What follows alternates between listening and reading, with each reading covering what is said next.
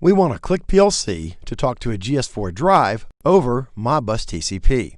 To do that, you need to have a CLICK PLC with an Ethernet port, of course, and connect it and your GS4 drive to your Ethernet network. You'll need the GS4's optional COM card to communicate via Modbus TCP. I'm using a little test network in my office with these IP addresses. Yours will probably have different IP addresses. In the CLICK software, let's have the rising edge of contact C1 send a frequency command. We want port 1, which is the Ethernet port on the CLICK, and Modbus protocol. Let's set up the CLICK's Ethernet port. We want to set the IP address to be compatible with our network, so I'll give it this address, mask, and gateway that we had on that previous diagram. The rest of this is fine, so hit OK.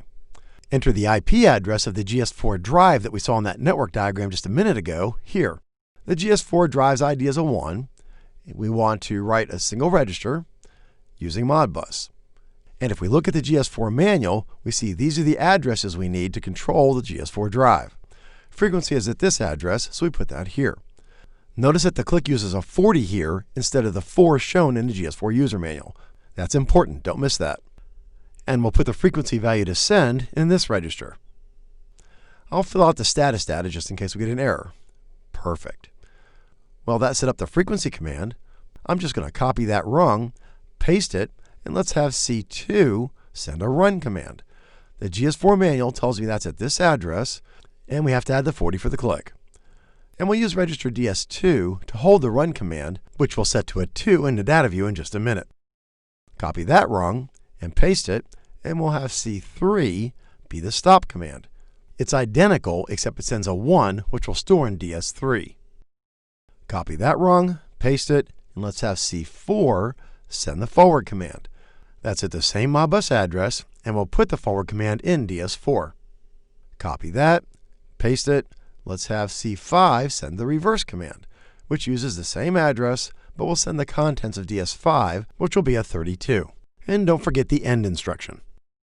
Great, let's write that to the PLC.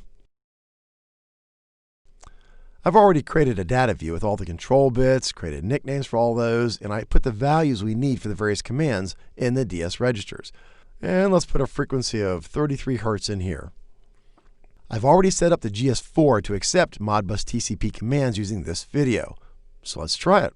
Make sure the CLICK is in run mode, and if we toggle C1 to change the frequency, sure enough the drive responds. If I toggle C5 to change to reverse, yep, drive got it. If I toggle the run bit, the drive starts spinning. Toggle the forward bit, and it starts to change direction. And toggle the stop, and the drive ramps to a stop. Well, that ought to be enough to get you started. Click here to learn more about the GS4 drive. Click here to learn about Automation Direct's free support options, and click here to subscribe to Automation Direct's YouTube channel so you'll be notified when we publish new videos.